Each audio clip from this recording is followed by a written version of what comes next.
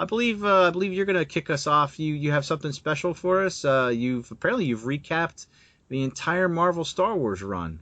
All in one fell swoop. All 107 issues plus 3 annuals. Really? Nice. Yeah. Well, I guess take it away, Mr. Ryfin. All right, Marvel Star Wars in 5 minutes.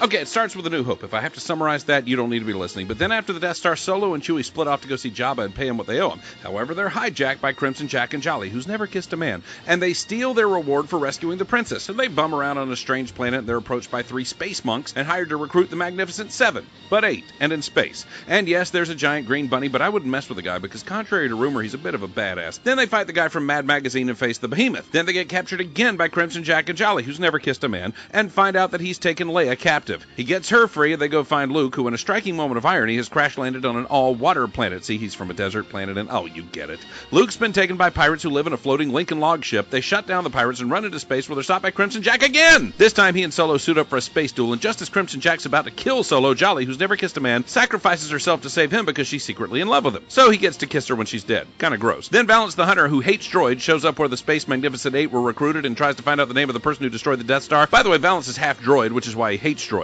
Deep. Luke then takes a moment to extensively remember the time during Skyhopper races they had to fight off a bunch of sand people. Then it's time for the Empire Strikes.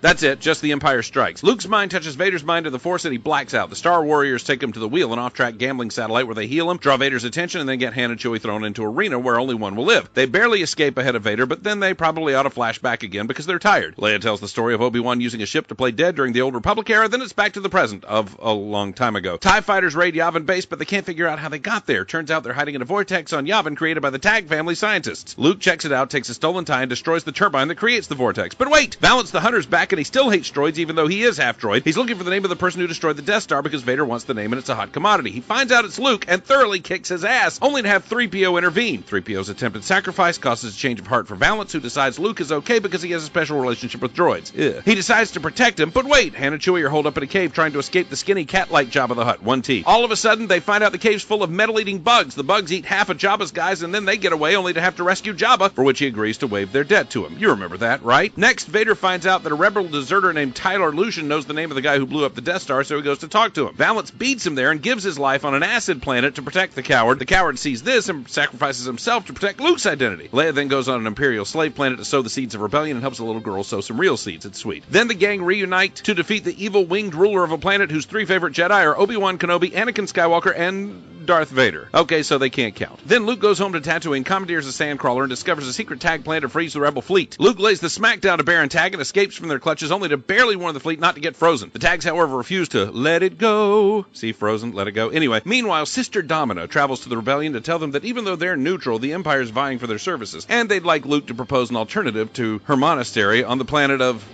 Monastery. Turns out she's Sister Domina Tag, and she recruited Luke because Vader finally found his identity. Baron Tag finds out that his sister, the one pure Tag, is in evil league with Vader and freaks out. Luke agrees to meet Vader in a field of spontaneously growing crystals and fights Vader to the death. Only it's not Vader, it's Baron Tag with Vader's image force projected over him. This leads to... no, wait. A bounty hunter sneaks up on Solo and Ord Mantell. Han shoots first, and the bounty hunter tells him Jabba reinstated the price on his head because he was bankrolling Crimson Jack, and Solo took him out. Of course, this sets up The Empire Strikes Back. Oh, wait, no, not yet. The issue said that would be next, but it wasn't. Instead, Luke and Leia get swallowed by a giant living ship who lets them go after they teach it about love. Now The Empire Strikes Back. After Empire, Luke fights a sentient probe droid. Hey, where'd he get that lightsaber? Then Lando witnesses the end of Cody Sunchild. R2 and 3PO defuse a war on Droid World. Leia and Vader fight it out for a bank loan. Leia gets a hookup as Luke honors a crazy old creature who thinks he's a Jedi. Luke catches the Crimson Forever, but he's saved more or less by Domina Tag. The Empire decided to build a second Death Star. Well, no, that's what Dave Michelini wanted the Empire to do. I don't know why Lucasfilm wouldn't let him. Meanwhile, Vader's men try to kill him. The rebels foil the second Death Star called the Tarkin, and Vader foils the officer. Next, Leia visits Barsoom. That's all I got. But the rebels find a new base with Pliff and the Hoojibs as they defeat the Slivalisk. Lando sneaks back to Cloud City where a malfunctioning Lobot tries to beat the crap out of him. An Imperial officer shows up just as things get good and kicks Lando off of Cloud City. Yes,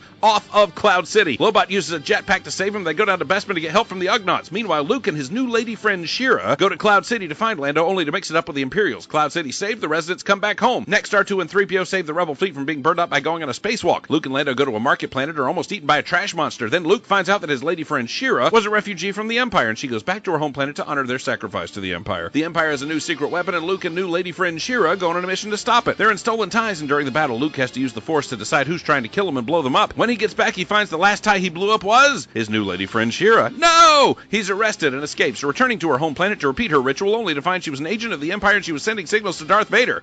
Before his trial, Luke somehow goes to a planet of jousting lizards. Then the trial. Luke is found not guilty in just over 2 pages. The rebels are sent to destroy a new Imperial recorder that's all natural. Luke mixes it up with the water bandits and makes it all rain up in there. The gang get a flashback from Solo's past because, well, we've missed him. Then Chewie, R2, and 3PO tackle the Darker. Then the gang decide to finally go after Solo. Not sure why it took so long, but hey, I'm not complaining. First, Leia tracks down and confronts Boba Fett. No, wait, it's another Mandalorian named Finn Shiza, who was a buddy of Boba's back when the Mandalorians fought on the Emperor's side in the Clone Wars. Don't ask. They wind up driving the Empire out of the city of Bone. Meanwhile, in an even distribution of labor, Luke, Han, and Chewie and go to Stenax, where Solo mixed it up with natives in a god statue called Vol. There, they run across some old associates of the scoundrels Rick, Danny, and the Rodian Cheeto. No, he's not orange. Through their adventure, they find Bosk at IG-88 with a carbon-frozen Cheeto! Curse the luck! They make friends with the Vol worshippers and escape. Only Danny, a species of horny alien called a Zeltron, stows away and puts the moves on Luke, who's already trying to deal with his feelings for Leia. Ah, back when life was simple. They then run into the Losbies, cute as Ewoks, which don't exist yet, but when they reach puberty, they turn into giant muscle-bound raging creatures called Hux. I'm sure that was intentional. Anyway, Leia disguises herself as a Shuntus, and her sexy tones send a Losby into puberty. She then has to calm him down by singing to him. Next, they go to a water planet where outsiders aren't welcomed by some. Their city's destroyed and it's blamed on water breather Kiro, but he was set up. Vader finds out they're there and he sends troops. A firefight breaks out. So does the Sea Serpent. Then Luke's childhood tattooing buddy,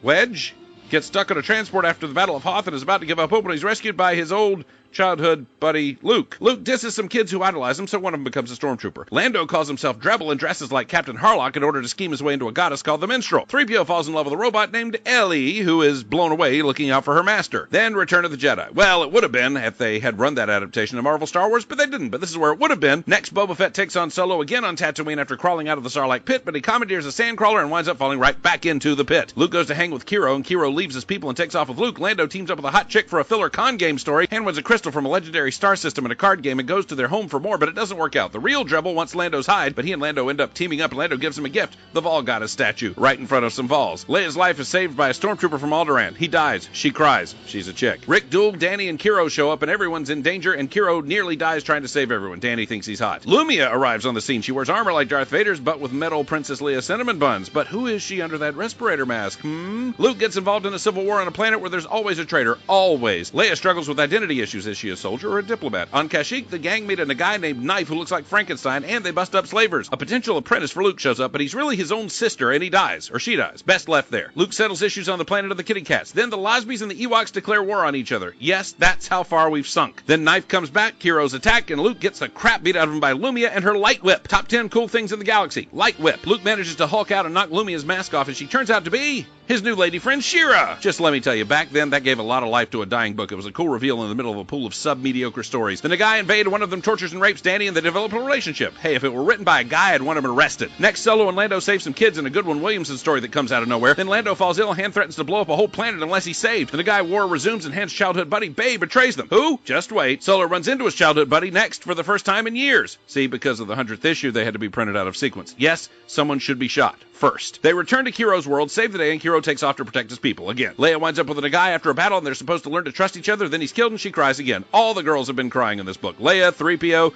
Anyway, these giant bugs who were supposed to be allies actually turned out to be traitors. Hey, they're bugs. What do you expect? Then they change sides because, hey, they're bugs. What do you expect? Finally, 30 issues seem to have passed between issues 106 and 107, and they're fighting the end of a huge war. And Bae's a good guy again, and everyone's happy. The end of Marvel Star Wars.